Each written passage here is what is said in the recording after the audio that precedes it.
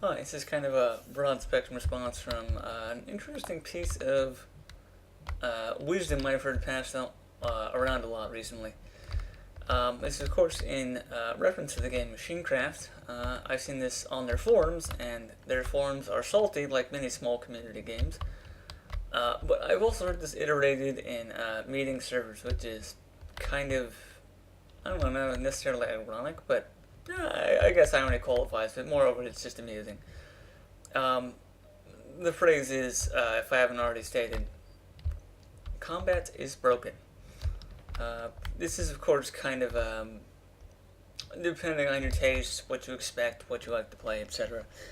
But as a guy who's literally written the book on the stuff in the Western world, although no disrespect to Baron Brixius, who did a lot of paving of a lot of the information I would come to inherit, and a guy who hosts a combat server pretty routinely with intermediate restraints, allowing for a high level of power in exchanges, but a low level of blatant overpoweredness, I can say I don't believe this claim is true.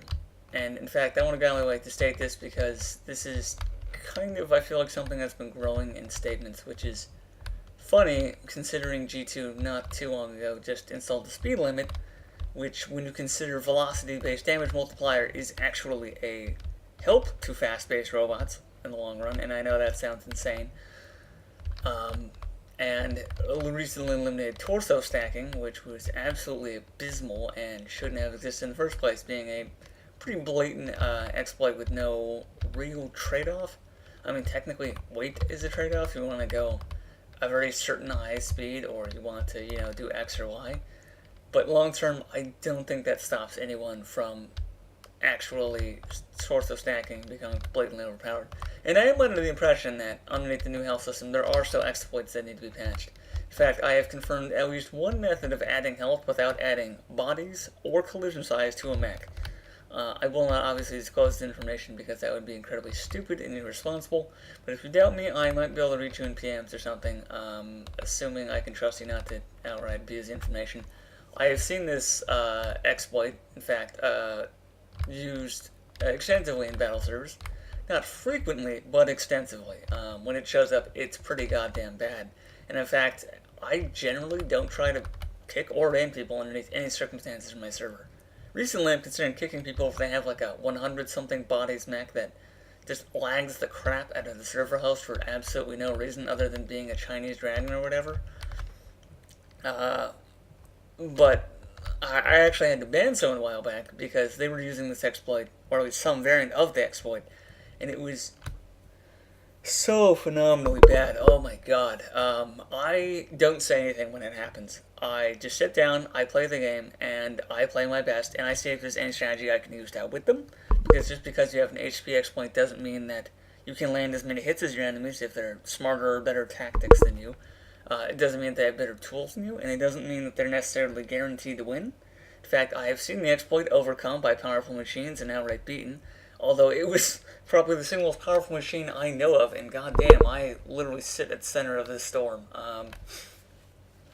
So yeah, I actually had to ban that person because, firstly, they didn't speak English, which was kind of a shame. In their defense, being accused of hacking by multiple people on the server, they said, no, storing the mech. That's right, storing and mech spelled with a K and not an H.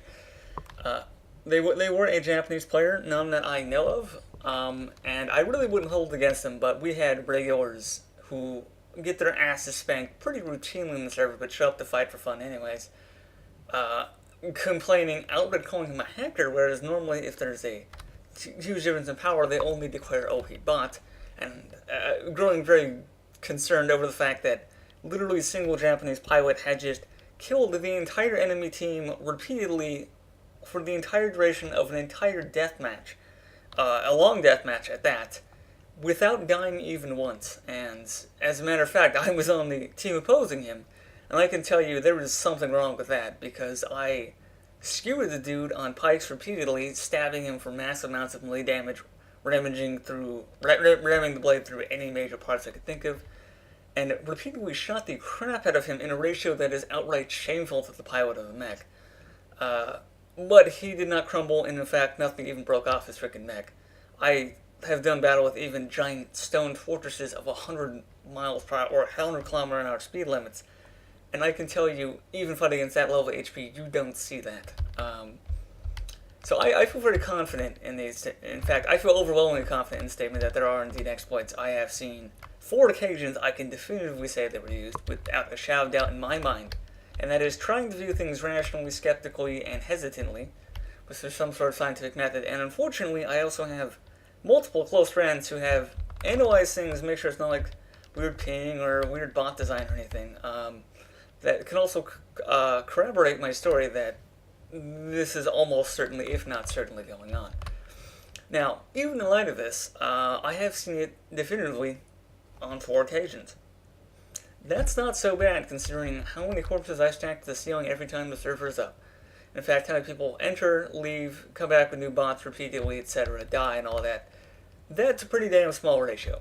And aside from this singular, pretty damn rare exploit, combat is not broken, contrary to popular belief. I know, I just did a huge pile of digression and ranting here, inside my own ranting, but allow me to explain. I host a server routinely, as I said, for combat, and I fight in it routinely, and I am usually the second most successful combatant within its bounds, although there have certainly been exceptions to this, plenty of occasions, which honestly makes things fun more than anything. If you haven't noticed, I like building fairly compact bots relative to their power scale. That's kind of what I do. I do small and efficient and ornate, and now it's, oh look, this bot turns into a jet, and oh look, this bot has a rock-propelled harpoon cannon fires out of his chest for ungodly damage if you can actually aim the damn thing. And a bunch of other weird things like that, laser sights, basically invented a low-drop optic within my own circle of knowledge, a bunch of things like that. So, I've been there, I've explored many aspects of machines, many types of machines, through many patches and rebalances and things like that. And even if mortars are nerfed and swords are bittersweet at the moment, I feel pretty confident in the statement that, regardless of this, combat is doing pretty alright. I build successful machines routinely, I feel extraordinarily confident saying. And when I build successful machines, although there are flukes that do tend to defy this rule, it's generally, I know why. I got into building small mechs because I was able to build a small mech that controlled so much better than my larger mechs, and I felt relative to its scale was much more efficient.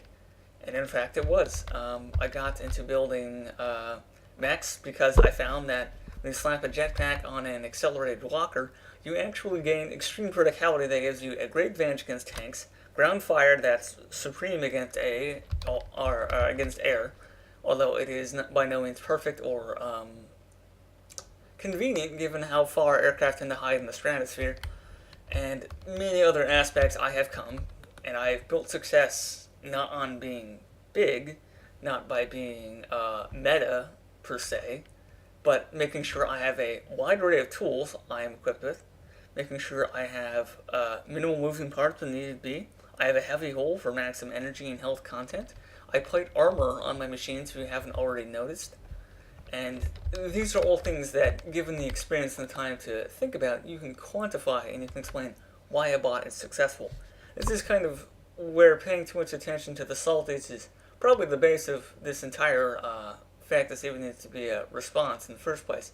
Although, to be fair, I am most certainly being proactive at the very best definition here.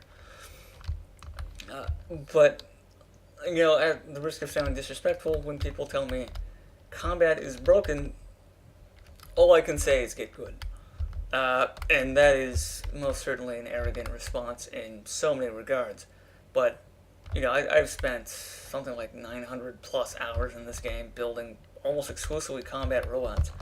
I built 2 or 3 fashion bots, that was basically it. And I've found great fundamentals, ways to make designs more efficient, ways to make them more deadly, which weapon combinations are the most effective for reasons I can quantify or otherwise, and many other aspects that have ultimately lumped into this giant pile of knowledge I have. So when I want to go build a small yet relatively powerful mech, it's not because I am so small, I am one of those bots that latency adds dodge chance to, almost in a sense. It's not because I have guns so big that they just hit for ungodly amounts of damage. In fact, by most regards, my guns are quite small. What it really comes down to is really just finely tuning what you can do, equipping with the tools handling any situation, and not being afraid to explore other concepts. If you need better ways to aim at various heights, why not add lasers? If you need ways to absorb damage, why not wear bodily armor? Let's see here. Oh, there we go. Oh, now blow off the entire arm. Well, armor doesn't save your life every time. Anyways, I think that's about the gist of my rant.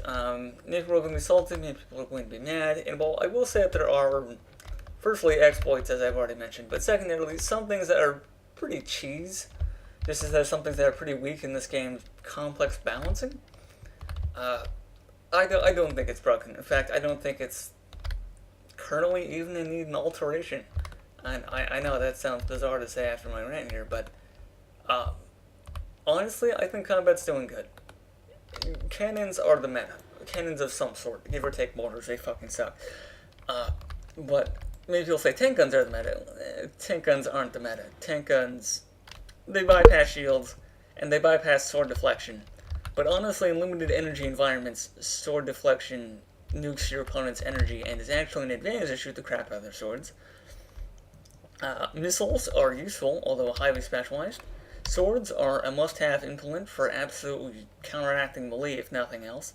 While they are certainly a gamble of their own nature, they are by no means useless. And many other weird things you can come up with between, mixed weapons, etc., all seem to have a purpose. There isn't any single thing that absolutely crushes PvP and makes it unworkable. There isn't, any singular size. There isn't any singular weapon. I mean, truly any singular weapon, because in my opinion, machine guns are deadlier than tank guns. Many people are of the converse opinion, etc., etc. And there really isn't anything glaring that's just a known cheese tactic. Beamers can be bad given the wrong circumstances. If you end up with a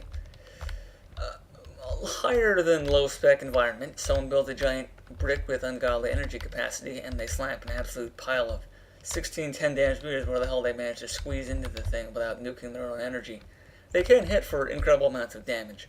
But even in that case, the problem with beamers is that they only aim as fast as they can track and as fast as they can aim. And, if your problem is you can't beat them in terms of raw firepower, maybe you should look for something else. And that goes the same for other ways. If you can't beat them using agility, maybe you should look into firepower. And ultimately, what you bring to the fight should be well tested, well designed, well thought out, and well practiced with, and overall just equipped for any situation, be it heavy or light. Sure, that's a long checklist for combat, but given how combat is an ever-escalating conflict with unique discoveries being made and patches being made here and there, I think it's fair to say you're going to have to do your homework when it comes to how you want to be effective. It's a big game. Don't expect to win it just because you walk in with whatever the hell you pulled off the workshop. And don't expect because tiny bots with no energy capacity or big bots with oversized, even for their size, weapons and meeting servers deadly, that they are in fact the meta. No. Most time these bots are rendered almost entirely ineffective in true combat servers with any form of energy restraint. In fact, the lack of understanding for energy restraint and how it negatively impacts to have a lack thereof is pretty key. I don't think most meeting servers get. Then again, meeting servers have no dedication to combat, and that's a pretty obvious statement, quite frankly. Meeting servers are by no means a good gauge for combat at all, although I have seen bots that are effective, mostly in meeting servers that are still fairly effective in mid-spec and things like that. But anyways, that's my rant. Comes down to be prepared, and don't get bitchy, don't get whiny, don't get demotivated. Get focused, and start thinking, and start trying to learn from your experiences, because that's how you climb the ladder until you are finally a key player in even the largest of battles. As a guy who's in that position, I feel pretty confident in that statement, and that's all for now.